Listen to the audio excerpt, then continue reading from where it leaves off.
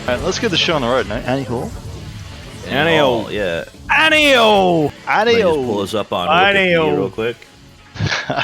Wikipedia is going to be a banned word. We're going to put Wikipedia on the screen. All right, let me go get up Grokpedia real quick. 1 second. That's much better. It's going to go off about Woody Allen's ethnic tendencies. Do we look for the book or the screenplay? Screenplay is where can you not get the film? Here it is. What book? What are you talking about? Well, this was fact checked by Grok 3 months ago. So there's a book. I think it just says. Why is there an article on the screenplay but not the movie on Grokpedia? They're all 3 of them are the same post. It's just weird.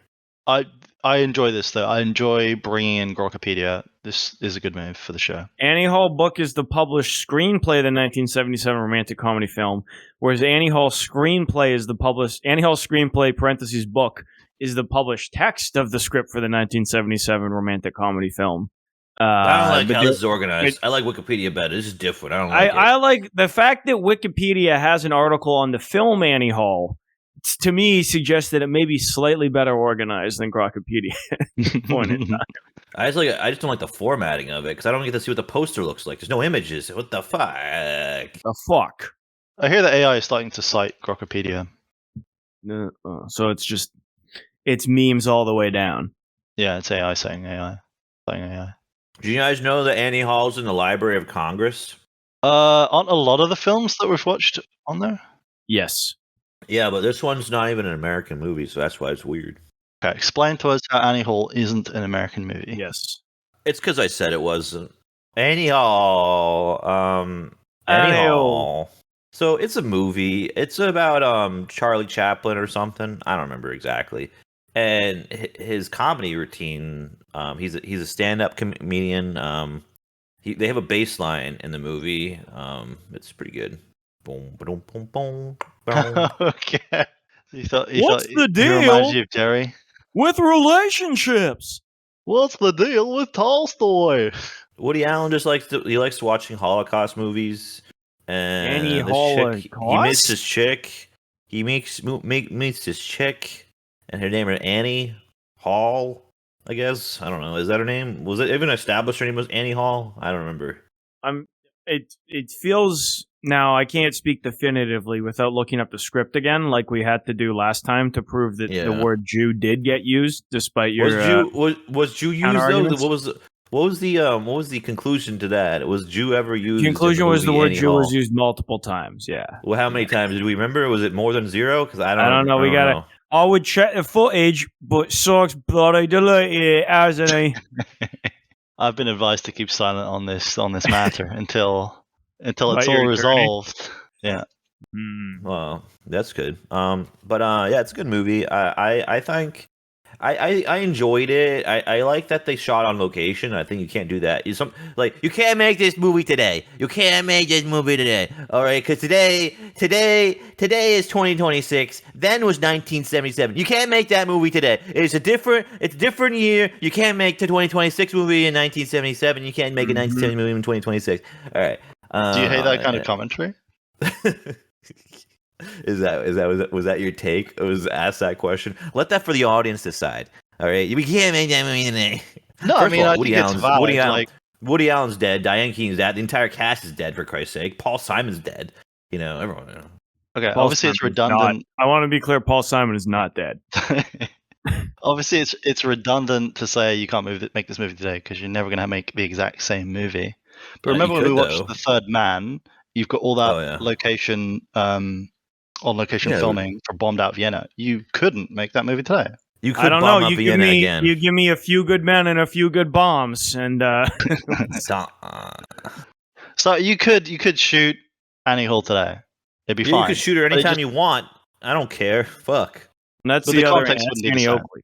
Annie Oakley, yeah. Is she the main issue? You couldn't make Annie Hall today because when she goes to Los Angeles, they could just be texting, and then there wouldn't be any uncomfortableness. Well, you wouldn't need to fly there. Oh, yeah. Yeah, he wouldn't fly there. Okay, enjoy. Have a fun time in sunny Los Angeles. I'll wait for make sure you're message. texting me on Wi-Fi. I don't want to pay for the texts. No, I think he has to. He feels like he has to make that grand gesture at the end. What would be the modern day Woody Allen though? Let's see what's a good Jewish trope for 2026. What's a good joke for 2026? Something like what's a good joke for the year 2026? 2026. Best joke 2026. Here we go. What's a good joke for 2026? So excited. What do Jews do now? What is different between 1977 Jew and 2026 Jew? Did you hear that? Did you just say that? That would be the line. You're right. That's a good one. Yeah, that's what Woody Allen 20. But he would have like the exact same joke as 1977. Yeah. But I think you can't make this film, like, it doesn't land the same way, right? Because that's true. New York is cool in the 70s and 80s. Yeah, now it's bad because Zohan Mandami's doing stuff to the women. All right, there we go. Now we have, this is our change from recording in the fall. Now we can blame the new mayor. The new mayor of New York. Yeah, in the 70s and 80s, New York was cool because your chance of getting murdered. The white men were in charge still, but now because of all the racists out there, the white men are in the minority. So they got a Zohan Mandami, a man from the Middle East. He doesn't even eat fucking pork. What is he, Jewish? I don't even understand. Is he actually from the Middle East? I thought he was born in. I'm pretty sure he was born in Africa. And September 11, 2000, when he flies in a plane, jumps out in a parachute, and then he's acting like, oh, look at me, I'm a New Yorker. No, you just crashed a plane into the Twin Towers called Area 51. And now we have all this debris everywhere, and now nobody's allowed to recycle their trash in the dumpster anymore. Yes, what would happen is that Woody Allen would, if they made Annie Hall today, Woody Allen would be complaining about 9/11 25 years later. Yeah, that's true, actually. He'd be dancing. He's like, now you know how Israel feels every day. I'm pretty sure he's anti-Zionist. No, but he would be a Zionist in this timeline. For this scenario. For this scenario, I don't care about what Woody Allen actually thinks. Wouldn't Allen do what? Wooden Allen. He didn't like his acting in the film? He thought he was kind of wooden? He is really wooden. He's not a great actor. He's a great actor. He's even better at grooming his daughter to marry him, I think. Yeah, exactly. He acted as her stepfather when. Hey. Hey, stepfather. Hey, child. Are we doing another one-act play? Yeah. No, I would say Woody Allen's a much better writer than he is an actor, which as his career goes on, he acts in less stuff. So I think he's aware of that. But Annie Hall is kind of really Bob jump Dylan, around. basically, when you think about it. He's exactly like Bob Dylan, because what he does is he's like, Annie, I saw you walking down the street. Let me find out what Marshall McLuhan thinks about this. That's true. But they played tennis in the movie, though. That was cool. Referencing one of the other ones, Love and Death, which is much more of just a goof movie. Like, it's more Mel Brooks kind of genre parody. Like, you're not really meant to... The plot and characters are less important. Whereas in Annie Hall, the plot and characters, especially basically the focus, and the comedy is supplementary to that, is what I would say. Whereas in Love and Death, it's just about comedy. So the fact that he's not a great actor in Love and Death isn't very distracting. It's not like it's good. It's not a plus, but it's like, who cares if it feels like he's reading the jokes? Because it's about the jokes. It's not about the character. Whereas in Annie Hall, his performance is better. He's a better actor in it, but he's still not a very good actor overall compared to like Diane Keaton, who's a very believable actor. Who's the guy in Cheers? Ted Danson.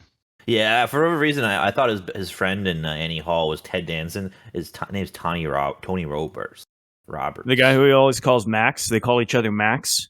Yeah, I thought that was Ted. Do they call each other Max? I thought it was just calling They call each other Max. I swear we talked about this 7 months ago as well. They call each other Max. Max, yeah. They didn't realize. They go, Max, Super Max. Yeah. Foster just got exposed as too new an F1 fan to get that reference. No, listen. I'm just trying to talk to you about Fake Alonso fan, any. Hey, I never said I was. You guys say. I don't know. I found him believable as himself in. Yeah, he is just playing himself. I don't know. Or his stand-up persona. How do you guys feel about all the caricatures in this movie, like Jeff Goldblum? Caricatures, like Jeff Goldblum.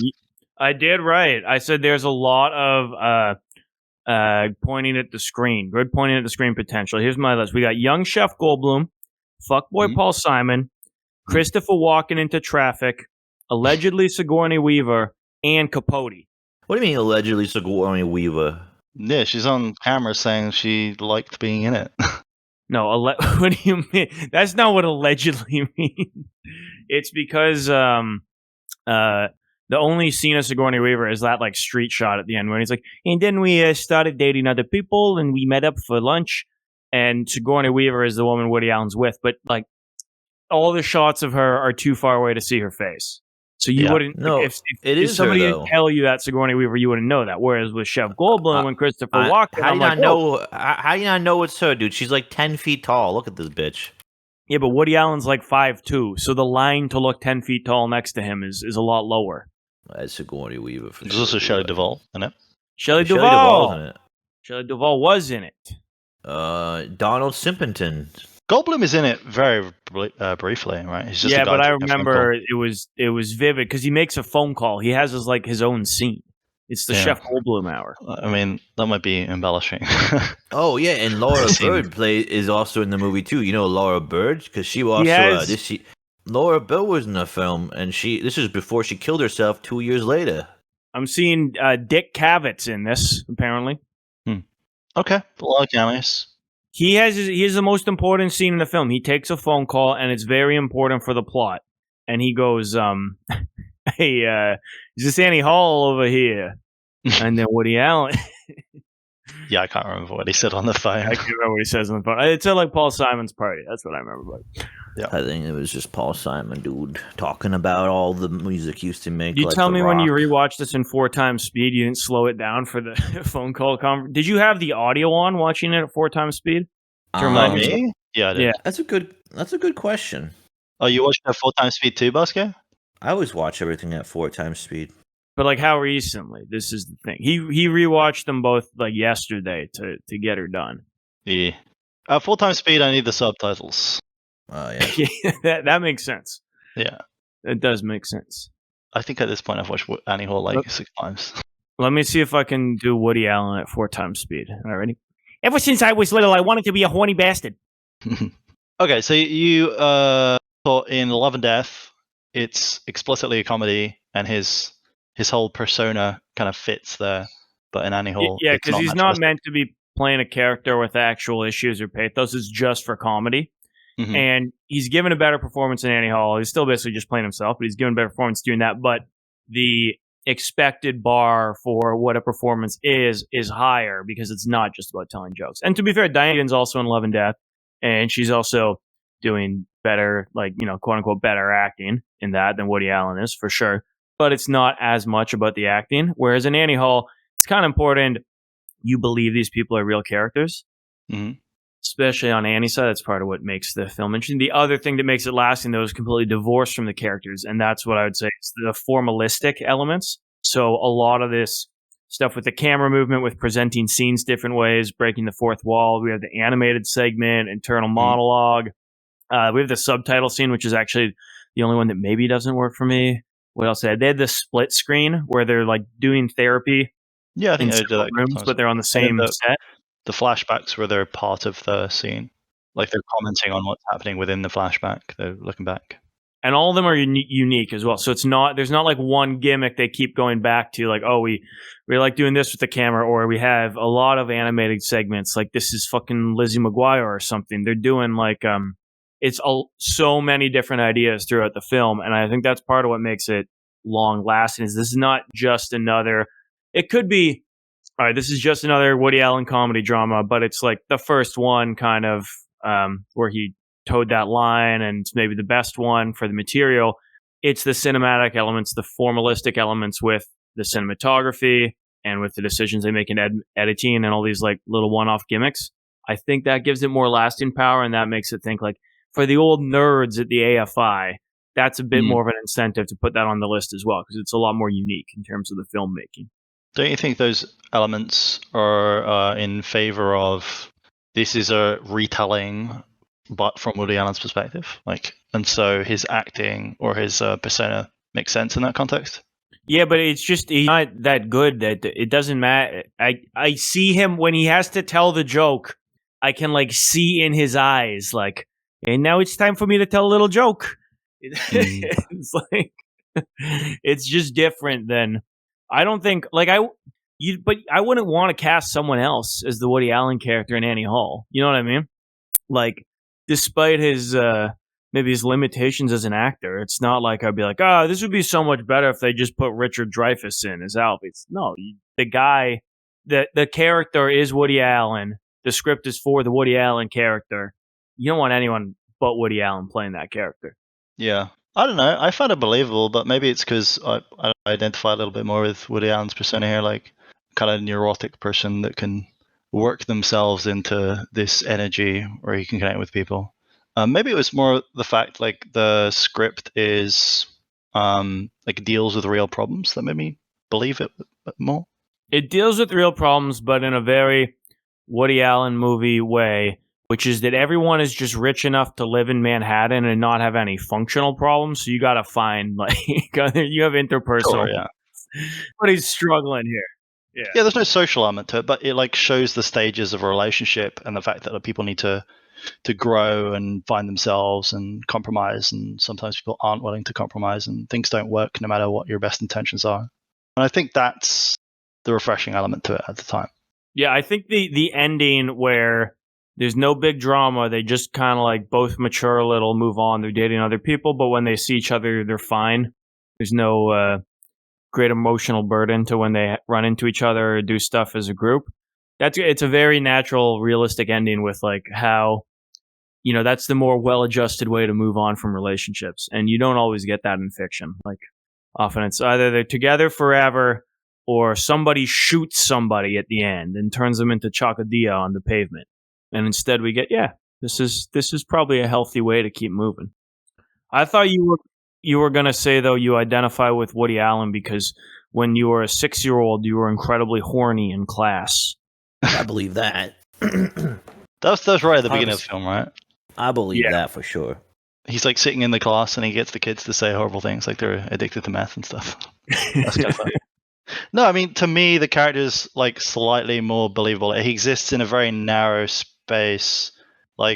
Within New York, I could perceive him as a person that exists. I know that's too vague. No, by New York standards, he's not even eccentric. This is the most normal guy. Right, within a New York intellectual space, there's people like him, as I understand it. You didn't want to rag on him for being a pedophile, Bosco? I already did. I already talked about him being a pedophile. No, but that's in the deleted episode. Yeah, here's your chance, dude. I already mentioned that he groomed his daughter.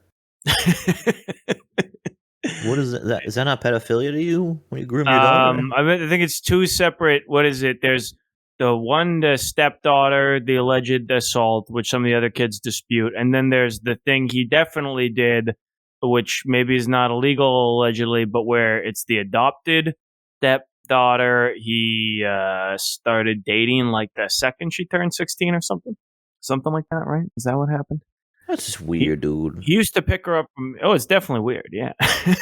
I think the account was she was of age, 18 or probably 18, and Mia Farrow told him that he needed to connect with her because he hadn't been in her life. So he's you need to be a bit of a father here. And then in the process of that, they ended up in a relationship. Remember when I was horny when I was in high school? How horny do you feel now that you're in high school?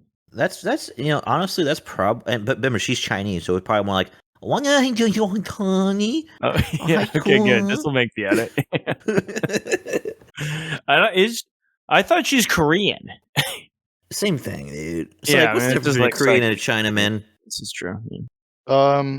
How squiggly their lines are. Yeah, the vagina. How squiggly the lines in the vagina? No. No.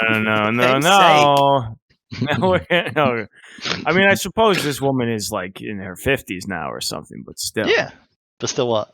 But still, I don't what the idea of Bosco describing her vagina is. All right, Woody. All right. I didn't mean to. Back I off didn't the mean to. I didn't mean to insult your daughter slash wife. Don't ever say that about my daughter slash wife. We'll be getting married next week. I'd love to see you there. Okay, I had something on the lines of Woody Allen and the children for this to play for a second, which is this is why it's good to write things down on the box so you remember. So you know his buddy who they call each other Max that we were discussing? Mm-hmm. Yeah, Max. So they're essentially the same guy, obviously, since they're both Max. And when they're driving in L.A., I remember distinctly, the friend is like, I want to bang this 14-year-old so bad. Blah, blah, blah, blah. And really? Woody Allen's like, yeah, it's very natural. I mean, my next film, Manhattan, I'm going to try that myself. I remember the scene in the film where he's talking about banging twins. Yeah, he gets a call from Woody that interrupts him banging 15 twins. or something? Doesn't that happen? Maybe he said 16. Let me see. Aren't you like Korean Siamese twins? Here's or the something? quote. As always, it's important to go to the script, just like we did to find out for Bosco in the Lost episode if they use the word Jew. Starting the car, Rob. Twins, Max, 16 years old. Yeah. Can you imagine the mathematical possibilities? I don't understand what that means. I think it means it's an unlikely scenario to find yourself in. And then Alvy reacting. You're an actor, Max. You should be doing Shakespeare in the Park. You were going to say Bosco? Oh, I thought he was still talking. No, that's the end. That's the I'm not reading any more scripts. No. Do you guys know that Woody Allen wrote all those lines? So that means he was the one thinking about fucking a 15-year-old or 16-year-old. That's what girls. I said. That's what I mean. It's a self-report. It's at least a medium self-report. Are you guys so naive you don't think actors are banging 16-year-old girls all the time? You can bang a 16-year-old if it's in a state with the age of consent of 16, but California has an age of consent of 18, mister, and they were in California at the time. Really? Oh shit, that is a cell phone. Listen, just because they do it doesn't mean it's not. Doesn't mean it's right. So like, I don't understand what the fuck that comment's about. You dopey ass. What was the other Woody Allen? Interiors was the other one I watched, which is he's not in that one because it's a serious drama. All right, and it's the worst of the three for sure. I'm assuming it's worse than Manhattan, which you watched as well. But it's tries so hard to sell that this is like, no, we're not doing jokes. This is serious. It has to be boring and sterile. None of that great camera movement from Annie Hall. No score. Can't have any emotions. Barely anything happens in the plot. Inciting incidents like 30 minutes in, and then nothing happens plot-wise until the end after that. It's just people being dramatic. This is life. It's serious. But again, everyone's rich and there's no real stakes. So Interiors is sleepy. I would watch Annie Hall instead of it any day of the week. Yeah, I mean, I agree with you. Wasn't his like attempt to do a Bergman kind of film? I don't remember a single thing happening in this film. That's the problem. Not that much does happen. So why does Annie Hall? What's so special about Annie Hall that people like Annie Hall? Like, why is that the one that stands out? Why is that the one that makes the list? Because they had to pick one Jew movie and they had to put a Jew movie on there. Yeah, okay, I do think we talked about this last. Yes, I actually. Wow, we're reprising material, and I believe I'll check the script, but I believe my response was that yes, a Jewish director is what they struggled to get on the AFI list for representation. Yeah, that was impossible. They couldn't find, and they had to go get another one. They gotta go. They had like, we don't enough. We gotta represent the Jews. There's only 271,000 of them left. We got to put a couple of them. It's the only Woody Allen film on the list. That's surprising since all of his films are trash. So there shouldn't be a single one of his films. No, it's surprising the other way. I think it shouldn't exist at all. Yeah, that's what I'm saying. It's surprising. All right, fine. Well, okay, I'll be one of the group. I like Woody Allen films. That's fine. You guys can hate him. I like Woody Allen. I never said I didn't like the Woody Allen film. I don't like Interiors. I think Interiors is boring, but I like the other ones. I just acknowledge the Woody Allenness of it all, which is you're going to have certain limitations. If you want to have the fun part of Woody Allen and be neurotic, you're going to have Woody Allen's limitations as a performer, and you have to reconcile that. Yeah. You can't forget that you're watching a Woody Allen film.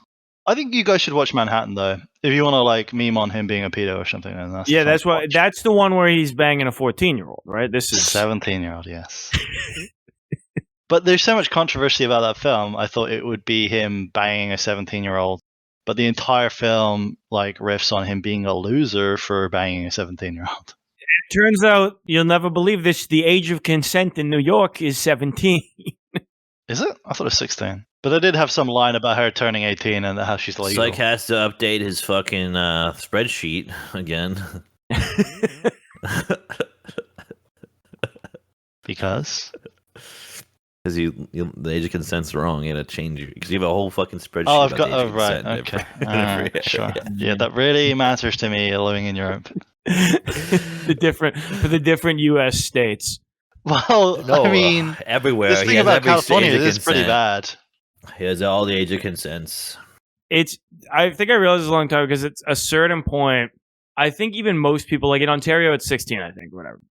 Doesn't come up super often when you're no longer in high school for obvious reasons. But there's like, because movies are generally shot in California, like in media, in American media at least, which is the dominant media culture in like the English language world, 18 is always the age of consent, basically, because of California. 18. And I think also because of like, they don't want to, if you're going to pick the higher or the lower to reflect the media, you want to pick the higher to make, to be safe or whatever.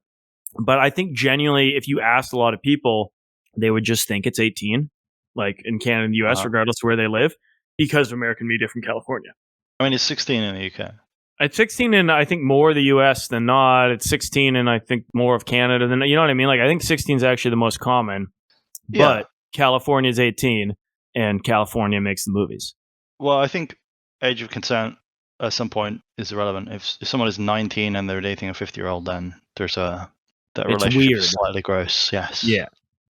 Which is why it's interesting, because they talk about that in Manhattan. He's constantly trying to tell the 17-year-old like that they're just having fun and that she needs to find someone her own age, and that like he's an old guy and his hair is falling out and they just have no future together. And Diane Keaton plays the 17-year-old. No, that's the thing. He falls for Diane Keaton because she's of his age and she's his intellectual equal and all that stuff. How many years after the Annie Hall is this movie taking place? A couple of years. It's 79. So when was Annie Hall? 75, 77, 77. Right. And there you go. That's why there's an age gap between this guy's twins, productive. So. He just makes a movie every fucking year. Yeah, he's talked about his process. Like he's already in production for the next movie by the time one of his other movie comes out. I wouldn't be surprised. They're very simple movies. He gets a camera, he goes out and starts talking about raping little girls. That's easy. We can't These are all lies made up by Mia Farrow. Children and age of consent minutia to make the final edit. Hey guys, what's the age of consent here? Well, we have these really hot 16-year-old twins in 1977. So let's wait a couple years and then we'll do them, and then we'll be okay. I'm saying the age of consent is like, in reality, there's nuance and it's pretty much always bad to have this kind of age gap. Age of consent is nuanced. Yeah. Psych 2014. Yeah, I'm saying in the other direction, just because someone is legal and there's like a 40-year age gap, that's still weird. So we're just agreeing on these hard limits of like, if we're gonna agree on the hard limits, then why crucify somebody who has picked somebody over the age of consent? Like, why have it both ways? The issue is the grooming is probably the issue, not the age of consent. Yeah, but you can apply that argument to people who are 20 years old and the guy is 50 years old. Woody Allen is a famous movie director. All right, okay. You play bubble. You know how blow bubbles in the bathtub. Well, that's how we. I think it's good to have social norms that are more restrictive than like we need to criminalize social norms examples, but it's okay the liberal brother of Norm Macdonald. But Norm Macdonald was the liberal brother. What you know about Neil Macdonald, dude? Listen, I'm just trying to tell you about bathtubs in the United States. Okay. Well, I've done my part as the Woody Allen Internet Defense Force. You guys watch Manhattan. You guys read Moses Farah's testimony. Make your minds up for yourselves. Actually, it didn't happen once, but my mom was a bitch. Thank you, Moses. Thank you for defending my honor. 3 of her children committed suicide. Yeah, well, that's what happens when your sister is groomed by your father. You kill yourself. Again, this is not making the edit, but the whole even had Woody Allen done absolutely nothing with, either the alleged thing with the one daughter or the thing he actually did with the daughter, that whole family situation would have still been fucked. It was a bunch of fucking crazy people. So. Yeah. And he was investigated. No crimes were found. Yeah, there was I was crimes, investigated at least one time. Okay. Final thoughts about Annie Hall? Anything you want to wrap with here? Well, I've seen it so recently, and my memory is so vivid.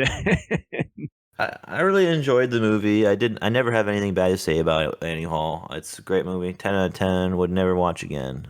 And as you say, you got to say it's probably the best one we've seen so far. Hey, it's probably the only one we've seen so far. The only movie. Okay. Yeah, Annie Hall, pretty good. All right. I feel that life is divided into the horrible and the miserable. That's the two categories. The horrible are like, I don't know, terminal cases, and blind people, crippled. I don't know how they get through life. It's amazing to me. And the miserable is everyone else. So you should be thankful that you're miserable, because that's very lucky to be miserable. Goodbye.